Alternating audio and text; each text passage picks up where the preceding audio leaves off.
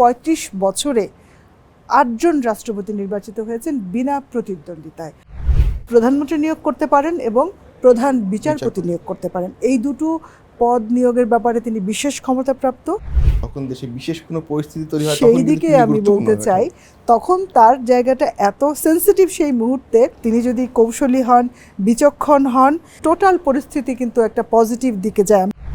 রুহুল কবির রিজভী তিনি হচ্ছেন বিএনপির পরবর্তী ভারপ্রাপ্ত মহাসচিব, এমনটাই প্রস্তুতি তিনি নিচ্ছেন। ইন্ডিপেন্ডেন্ট ডিজিটালে আপনাদের স্বাগত জানাচ্ছি। আমি আশিক হোসেন। আমাদের সাথে আজকে আলোচনা করতে যুক্ত হয়েছেন ইন্ডিপেন্ডেন্ট টেলিভিশনের deputy head of news Janara Parvin. Janara Parvin, আপনাকে স্বাগত জানাচ্ছি আমাদের সাথে। আপনি জানেন যে কিছুক্ষণ আগেই রাষ্ট্রপতি পদে ভোট শেষ হয়েছে, ফলও ঘোষণা হয়ে গেছে। আমরা জানি যে মির্জা ফখরুল ইসলাম আলমগীর বাংলাদেশের 23তম রাষ্ট্রপতি নির্বাচিত হয়েছেন। আগামীকালকে তিনি শপথ নেবেন। আমার একটা জানার আগ্রহের জায়গা এটা যে আমরা দেখেছি যে 70 অনুচ্ছেদের কারণে দলীয় প্রার্থীকেই ভোট দিয়েছেন সংসদ সদস্যরা। তার মানে মির্জা ফখরুলের রাষ্ট্রপতি হওয়াটা আসলে আগে থেকেই অনেকটাই নিশ্চিত ছিল। তো সেক্ষেত্রে তারপরেও কি এই যে ভোটটা অনুষ্ঠিত হলো, এটার কি কোনো বিশেষ তাৎপর্য আছে বলে মনে করেন? আশিক, এই ভোটটা অবশ্যই তাৎপর্য রয়েছে, কারণ ৩৫ বছর পর সংসদ সদস্যদের ভোটে রাষ্ট্রপতি নির্বাচিত হচ্ছেন।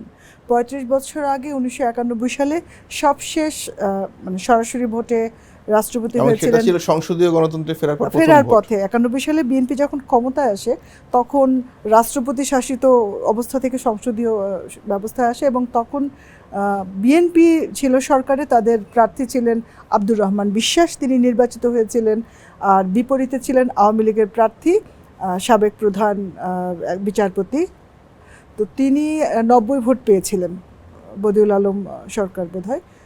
এবং সেই ভোটের পরে এই যে ৩৫ বছরে ৮ জন রাষ্ট্রপতি নির্বাচিত হয়েছেন বিনা প্রতিদ্বন্দ্বিতায়, এবং এই যে এত বছর পরে আবারও সরাসরি ভোটের যে পদ্ধতিটা দেখলাম আজকে, কিন্তু আমরা মনে করছি যে একটা উৎসবমুখর ভোট হয়েছে। ইসি এসেছে, ব্যালট পেপার নিয়ে এসছে, সংসদ সদস্যরা ভোট দিয়েছেন, এক ধরনের নির্বাচনিক ব্যবস্থা। এটা কিন্তু গণতন্ত্রের জন্য ভালো, কিন্তু এটা না করে এটা কি আপনার কাছে মনে হয় না যে এটা জাস্ট একটা আনুষ্ঠানিকতার মতো হয়েছে? কারণ এখানে আপনি এটা না হলে কি হতে পারত, এটা না করে করা যেত যে এতগুলো বছর আমরা কি দেখেছি, ৩৫ বছরে যে দল সংখ্যাগরিষ্ঠ হয় তাদের মনোনীত প্রার্থী নির্বাচিত হয়ে যায়। তখন কিন্তু এই যে এই নির্বাচনটা নিয়ে কোনো উৎসাহ থাকে না। সংসদ সদস্য এটা একটা বিধান মাত্র, কিন্তু আমরা আজকে দেখলাম যে কিছুটা আনুষ্ঠানিকতা হয়েছে, যদিও রীতি সবই জানি। ব্যালট পেপার এসছে, ইসির পক্ষ থেকে প্রধান নির্বাচন কমিশনার ভোটের সব কিছু বুঝিয়ে দিয়েছেন, এই যে গণনা হলো, এইটা একটা আনুষ্ঠানিকতা, এবং এটা গণতন্ত্রের জন্য আমার কাছে ইতিবাচক মনে হয়। আমরা জানি যে বাংলাদেশের যে রাষ্ট্রপতি পদটি রয়েছে, এটা অনেকটাই আলংকরিক পদ। রাষ্ট্রপতির ক্ষমতা বেশ সীমিত, মূলত যে মূল ক্ষমতাটার কেন্দ্রে থাকেন প্রধানমন্ত্রী। কিন্তু তারপরেও আমরা দেখি যে রাষ্ট্রপতি কে হচ্ছেন বা কে হবেন এটা নিয়ে এক ধরনের আগ্রহ থাকে। এটা কি কারণে থাকে বলে মনে করেন? এটা রাষ্ট্রের সর্বোচ্চ পদ, সাংবিধানিক পদ।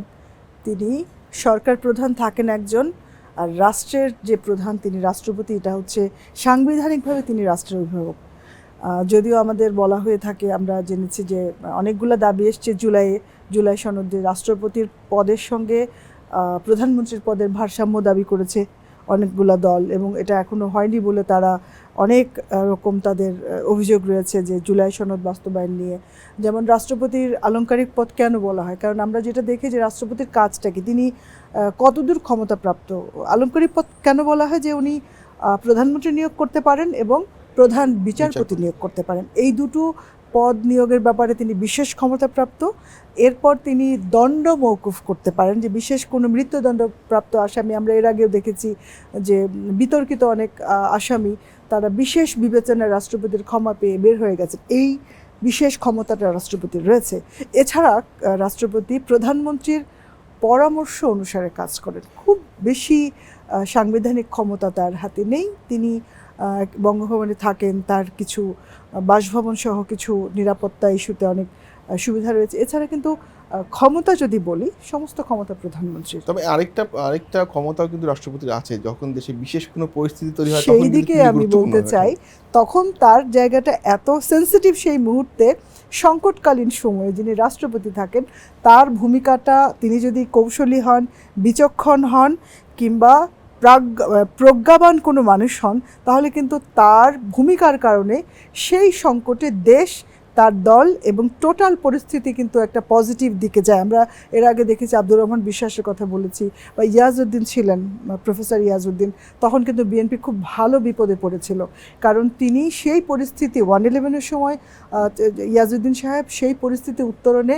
যথেষ্ট দৃঢ়তা কিংবা বিচক্ষণতা দেখাতে পারেননি বলে এক ধরনের সংকটে বিএনপি পড়েছে এবং এরপর দীর্ঘ সময় বিএনপি রাষ্ট্র ক্ষমতার বাইরে ছিল। এটা কিন্তু আলোচনা আছে যে বিএনপির সমর্থিত যে রাষ্ট্রপতি তিনি ছিলেন তখন তার ভূমিকাটা তত দূরদর্শী ছিল না, কিন্তু এখন আমরা এই রাষ্ট্রপতির ব্যাপারে একটা কথা বলতে পারি, রাষ্ট্রের সংকটকালীন সময়ে তিনি এমন ভূমিকা নিতে পারেন যা তার দল, রাষ্ট্র এবং দেশকে একটি বিপদ থেকে বা গণতন্ত্র উত্তরণ কিংবা গণতন্ত্র ধ্বংস, দুটোই বলি, রাষ্ট্রপতির ভূমিকা এই একটা ক্ষেত্রে কিন্তু খুব গুরুত্বপূর্ণ। আরেকটা বিষয় যেটা আমরা একটু আগে 70 অনুচ্ছেদের কথা বলছিলাম, 70 অনুচ্ছেদ অনুযায়ী তো বিরুদ্ধ মানে দলের বাইরে গিয়ে আসলে প্রার্থীকে ভোট দেওয়ার সুযোগটা নেই। তো এটা যদি থাকতো তাহলে কি এই নির্বাচনের সৌন্দর্যটা আরও বাড়তো নাকি কোনো রকম সমস্যা হতে পারতো? 70 অনুচ্ছেদ নিয়ে কিন্তু একটা কথা বলা যায় যে এমপিরা তাদের দলীয় মনোনীত প্রার্থীকে ভোট দিতে বাধ্য, একটা বাধ্যবাধকতা এখানে রাখা হয়েছে। তো যদি এটা না রাখা হতো, কোনো কোনো রাজনৈতিক বিশ্লেষক মনে করেন এতে এমপির স্বাধীনতা ক্ষুণ্ণ করা হয়েছে বা মত প্রকাশের স্বাধীনতা, যেমন যেটা যদি না থাকতো এই বাধ্যবাধকতা, তাহলে কি হতো? তাহলে জামায়াত মনোনীত প্রার্থীকে তাদের দলের যে সদস্য 90 জন তারা ভোট নাও কেউ কেউ চাইলে, কিন্তু এখন বাধ্য, বা বিএনপির যারা রয়েছেন তারা, মির্জা ফখরুল ইসলাম আলমগীর বিএনপির প্রার্থী, তাকে ভোট না দেওয়ার স্বাধীনতা থাকতো। এর ফলে যেটা হতো, কিছু ভোট হয়তো, আমি জানি না সবাই হয়তো একজন প্রার্থীর বিষয়ে দলের পক্ষ থেকে নেওয়া হয়েছে একমত হতেন কিনা, হয়তো কিছু ভোট তিনি পেতেন না, কারণ স্বাধীনতা থাকলে সেটা মানুষ প্রয়োগ করে, তো সেটা হয়তো দলীয় শৃঙ্খলার বিপক্ষে যেত, হয়তো সেজন্যই এটা রাখা হয়েছে। যদিও নাহিদ ইসলাম এনসিপি প্রধান বলেছেন, গতকাল আমরা শুনলাম যে 70 অনুচ্ছেদ তুলে দিলে ভালো হতো, মত প্রকাশের স্বাধীনতা বা এমপিদের স্বাধীনতার কথা কিন্তু বলেছেন নাহিদ ইসলাম, যে এটা আর একটু লিবারেল হতো, বা তিনি প্রেসিডেন্টের এবং রাষ্ট্রপতির, প্রধানমন্ত্রীর সঙ্গে প্রেসিডেন্টের ক্ষমতার ভারসাম্যের দাবিও কিন্তু তোলা হয়েছে এনসিপি। আবার সালাউদ্দিন আহমেদও কিন্তু আজকে বলেছেন যে পরবর্তীতে সংবিধান সংস্কার করে 70 অনুচ্ছেদের বিষয়ে তারা একটা সিদ্ধান্ত নিতে পারে, একটা ধারণা দিয়েছেন আর কি। এটা একটা আশাবাদের ব্যাপার। পরবর্তীতে সংবিধানে অনেক কিছু অ্যাড হতে পারে, অনেক কিছু বাদ যেতে পারে, হয়তো 70 অনুচ্ছেদ নিয়ে ভবিষ্যতে কখনো ভাবা হতে পারে। এবার মির্জা ফখরুল ইসলাম আলমগীর একটু আসি। তিনি বাংলাদেশের রাষ্ট্রপতি হয়েছেন, শপথ নিলেই তিনি রাষ্ট্রপতি হয়ে যাবেন, নির্বাচিত হয়েছেন আমরা বলতে পারি। দীর্ঘদিন তিনি রাজপথে ছিলেন, বিএনপির একটা, আমি বলবো যে খুবই খারাপ সময়ে তিনি আসলে দলের হাল ধরে রেখেছিলেন, সবচেয়ে সংকটময় সময়ে। এখন তিনি রাষ্ট্রপতি হিসেবে বঙ্গভবনে যাচ্ছেন, তার মানে তিনি তো দলীয় পদ থেকে ইতিমধ্যে পদত্যাগ করেছেন। তিনি এখন আসলে আর বিএনপির নাই, তিনি পুরো বাংলাদেশের অভিভাবক হিসেবে আসলে যাচ্ছেন। কিন্তু তিনি কি বিরোধী দলগুলোর আস্থা অর্জন করতে পারবেন? আমি বলতে চাই যে এটা কি তার জন্য কোনো চ্যালেঞ্জ নিয়ে আসবে কিনা? আমার মনে হয় না, কারণ আপনাকে দেখতে হবে ব্যক্তিটিকে। এর আগে আমরা দেখেছিলাম শাহাবুদ্দিন চুপ্পু, তিনি ব্যক্তিগতভাবে কিন্তু বিরোধী দলের সঙ্গে সখ্যতা করতে পারেননি, তার অনেক নেটওয়ার্কগত সীমাবদ্ধতা ছিল, অথবা দলীয় থাকতে পারে। আমরা কিন্তু তাকে সার্বজনীন অভিভাবক হিসেবে আপনি মানসিকভাবে অনেকেই মানতে পারেননি, বা তার সেই যোগাযোগ তিনি স্থাপন করতে পারেননি। কিন্তু আমরা যদি বর্তমান যে রাষ্ট্রপতি তার কথা যদি বলি, তিনি দলের অভিভাবক ছিলেন, সবগুলো দলের সঙ্গে তার ভালো সম্পর্ক ছিল, এবং যখন এক ধরনের যে সব দলের সঙ্গে ঐক্যমতের প্রসঙ্গ এসেছে, তিনি সবগুলো দলের সঙ্গে, বিরোধী দল যেগুলো আওয়ামী লীগ ছাড়া, তাদের সঙ্গে তিনি যোগাযোগ করেছেন এবং এক ধরনের ঐক্য কিন্তু তিনি করেছেন। 36টা দলের মতো বিএনপির সঙ্গে এসেছিল, এবং আমরা এখন জামায়াতে ইসলামের সঙ্গেও কিন্তু তিনি এমন কোনো ভাষায় গত 6 মাসে আমরা কথা বলতে দেখিনি যে দলটি আহত হয় বা এরকম কিছু। তো তার যে উদারতা, তার যে বাকপটুতা, চিন্তার যে তার সৌন্দর্য, এই যে মানে বর্তমান রাষ্ট্রপতি তো আমরা জানি তিনি কিভাবে কথা বলেন, তিনি অনেক উদারতাই তার ভাষা। তো সেই ক্ষেত্রে আমি বলতে পারি যে যে বিরোধী দলগুলো রয়েছে বা যে দলগুলোর সঙ্গে কাজ করতে হবে তাদের সঙ্গে তিনি একটা ভারসাম্য বজায় রেখে কাজ করতে পারবেন, কারণ তিনি মানুষটাই হচ্ছে একটি উদার চিন্তার মানুষ এবং খুব মুক্ত চিন্তার মানুষ। সেই হিসেবে বলতে পারি যে তিনি হয়তো পারবেন। যেটা বলছিলাম যে দলের চরম মুহূর্তে তিনি আসলে দলের হাল ধরেছিলেন, তিনি যেটা বলছিলেন যে সবচেয়ে দুঃসময়ে আসলে তিনিই কাণ্ডারি ছিলেন বলা যায়। মাঠে যদি আমরা দেখি, মাঠে তিনি ছিলেন, জেলে গিয়েছেন, দলকে আগলে রেখেছেন। তো এখন তিনি আর দলের থাকছেন না, তিনি বঙ্গভবনে যাচ্ছেন। তো সেক্ষেত্রে বিএনপির মধ্যে কোনো শূন্যতা তৈরি হবে কিনা আপনার কাছে মনে হয়? আসলে এটা খুব গুরুত্বপূর্ণ একটা প্রশ্ন। তিনি যেভাবে সবগুলো ইউনিটকে দলের, তিনি জানতেন কোন ইউনিটে বা কোথায় কি সমস্যা, কোথায় কি করতে হবে, কিভাবে হ্যান্ডেল করতে হবে। যেমন কোনো একটা জায়গায় হয়তো বিদ্রোহ দেখা দিয়েছে, নির্বাচন নিয়ে হোক, বিদ্রোহের প্রার্থী হোক, তিনি সবাইকে খুব অভিভাবকের মতো কিন্তু ডিল করতেন। তো এই ডিলিংটা অন্য কেউ করেননি। আমার কাছে মনে হয় ওনার বিকল্প দলে আসলে নেই। তো উনি যেহেতু রাষ্ট্রপতি হচ্ছেন, উনি তো এখন এই দলীয় রাজনীতিতে এইটা আমার কাছে একটা কিন্তু সংখ্যা আমার মনে কাজ করেছে। কিছুটা শূন্যতা তো এটা আমাদের দেখতে হবে যে সমস্যা তৈরি হয় কিনা, কারণ আপনি যখন নতুন পরিস্থিতিতে যায় কোনো একটা দল, তখন সে কিন্তু ঠিক এক ধরনের সেটার সমস্যার সমাধানের দিকে দল যায়, বা দল হয়তো এমন কাউকে দায়িত্ব দিবে পরে যে তিনি হয়তো সামলে উঠবেন। যদিও মির্জা ফখরুলের বিকল্প আমি মনে করি না।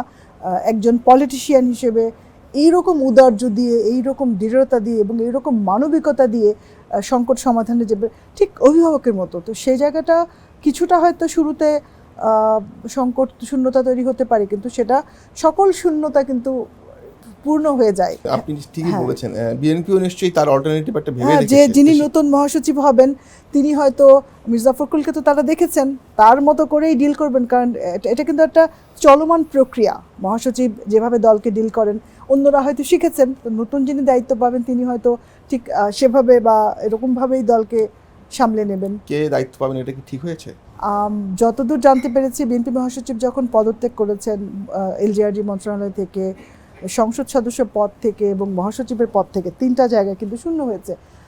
আমরা যতদূর শুনতে পাচ্ছি যে বিএনপির যে বর্তমান স্থায়ী কমিটির সদস্য রুহুল কবির রিজভী, তিনি হচ্ছেন বিএনপির পরবর্তী ভারপ্রাপ্ত মহাসচিব, এমনটাই প্রস্তুতি তিনি নিচ্ছেন প্রধানমন্ত্রীর নির্দেশে। এবং তিনি কিন্তু এরকম মানে ধরেন অনেকগুলো বছর ধরে তিনি ছাত্রদল থেকে উঠে আসা নেতা, রাজশাহী বিশ্ববিদ্যালয়ে পড়াশোনা করেছেন, এবং তিনি এই যে পল্টনে বিএনপির যখন দুঃসময় ছিল, যখন এই পুলিশের হামলা মামলা এবং নিপীড়নের শিকার বিএনপি হয়েছে, তখন তিনি দিনের পর দিন বছর পর বছর বাসায় যাননি, পার্টি অফিসে ছিলেন। এবং খালেদা জিয়া যখন কারাবন্দী হন, সবশেষ 2 বছর কারাগারে ছিলেন, সেই পুরো 2 বছর তিনি কিন্তু পল্টনে দলীয় কার্যালয়ে ছিলেন। খালেদা জিয়া যখন 2020 সালের 24শে মার্চ ছাড়া পান, 25শে মার্চ রুহুল কবির রিজভী আহমেদ বাসায় গেছেন, এবং এমনও হয়েছে তিনি রিমান্ডে গিয়েছেন একাধিকবার, কখনো 10 দিন, কখনো 20 দিন, কখনো এমনও হয়েছে 35 দিন একটানা রিমান্ডে ছিলেন। তো তার সংগ্রাম, এবং তিনি গুলি খেয়েছেন, এবং এরশাদের শাসনামলের সময় সেই গুলির ইয়েতে কিন্তু তিনি এখনও কিন্তু একটা ক্র্যাচ দিয়ে হাঁটেন, এবং স্বাভাবিকভাবে চলাফেরা কিন্তু তিনি করতে পারেন না। সেই একটা খুব নিপীড়িত একজন মানুষ, এবং এই পুরো জীবন তার ঠিক রাজনীতির জন্য তিনি নিবেদন করেছেন। সেই মানুষটাই এখন বিএনপির পরবর্তী মহাসচিব হচ্ছেন। এক্ষেত্রে আবারও একটি প্রশ্ন চলে আসছে ঘুরে ফিরে। আমরা দেখেছি যে আমরা এর আগে যারা রাষ্ট্রপতি হয়েছেন একটা বড় অংশই তো ছিলেন আসলে রাজনীতির বাইরের মানুষ। আমি সংসদীয় গণতন্ত্র ফেরার পরে কথা বলছি। রাজনীতিবিদ যারা এসছেন তারাও কিন্তু পরবর্তীতে রাষ্ট্রপতি হওয়ার পরে আর তাদের রাজনৈতিক ক্যারিয়ারটা যে খুব এগিয়েছে এমন নয়।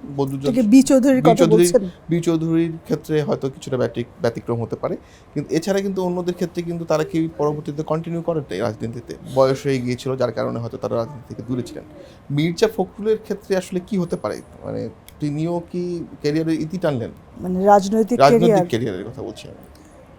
উনি সারা জীবন, ওনার বয়স 78, উনি একজন পৌরসভা চেয়ারম্যান থেকে বা উপজেলা চেয়ারম্যান থেকে, তার 88 সালে একজন উপজেলা চেয়ারম্যান তিনি হয়েছেন ঠাকুরগাঁও, পৌরসভা চেয়ারম্যান তারপর তার জার্নি ছিল প্রতিমন্ত্রী, বিমান এবং কৃষি প্রতিমন্ত্রী, তারপর তিনি হয়েছেন স্থানীয় সরকার মন্ত্রী, তিনি হয়েছেন সিনিয়র যুগ্ম মহাসচিব, তিনি হয়েছেন দলের ভারপ্রাপ্ত মহাসচিব, 5 বছর পর তিনি ফুল মহাসচিব, গত 10 বছর ছিলেন পূর্ণাঙ্গ মহাসচিব।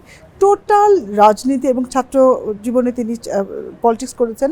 তিনি ছাত্র ইউনিয়নের 69 সালে ঢাকা বিশ্ববিদ্যালয় শাখার সভাপতি। আপনি জার্নিটা দেখেন, তার বাবা মন্ত্রী ছিলেন, চাচা মন্ত্রী ছিলেন, রাজনৈতিক পরিবারের সদস্য, নিজে চেয়ারম্যান থেকে রাষ্ট্রপতি হয়েছেন। টোটাল মন্ত্রী, প্রতিমন্ত্রী এবং দলের গুরুত্বপূর্ণ পদগুলো তিনি দায়িত্ব পালন করেছেন।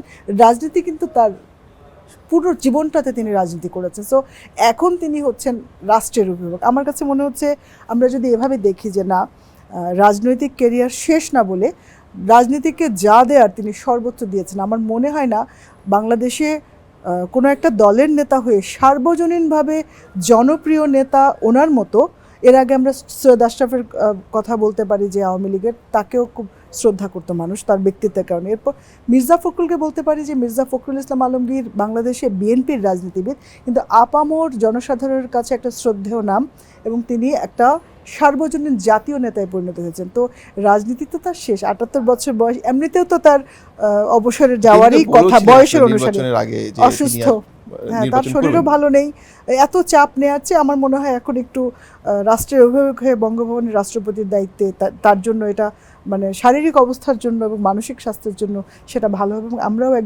এরকম একজন রাষ্ট্রপতি পাবো যিনি খুব মানবিক মানুষ। আমি যেটা বলেছি, উদারতায় তার ভাষা, বা যিনি চিন্তা করেন উদারতার দিক থেকে, অনেক কিছু আছে তার মধ্যে আমি সংকীর্ণতা দেখিনি, খুব পড়ুয়া একজন মানুষ। গতকালকে নিশ্চয়ই আপনার মনে আছে যে বিএনপির যে সংসদীয় দলের সভা ছিল, সেখানে কিন্তু তিনি আবেগ আপ্লুত হয়ে পড়েছিলেন, এবং প্রধানমন্ত্রী তারেক রহমান সহ অন্য সদস্যরাও কিন্তু আপ্লুত হয়ে পড়েছিলেন। এটা তো আসলে তার, আমি বলবো যে তার প্রতি দলের যে ভালোবাসা, যে আবেগ, এটারই একটা বহিঃপ্রকাশ। উনি যেটা কালকে প্রধানমন্ত্রী যে বক্তব্য রেখেছেন সংসদীয় দলের সভায়, প্রধানমন্ত্রী তার টোটাল কন্ট্রিবিউশন দলের জন্য যেটা করেছেন সেটাকে সম্মান জানিয়ে বলেছেন যে মির্জা ফখরুল দলের জন্য এই করেছেন।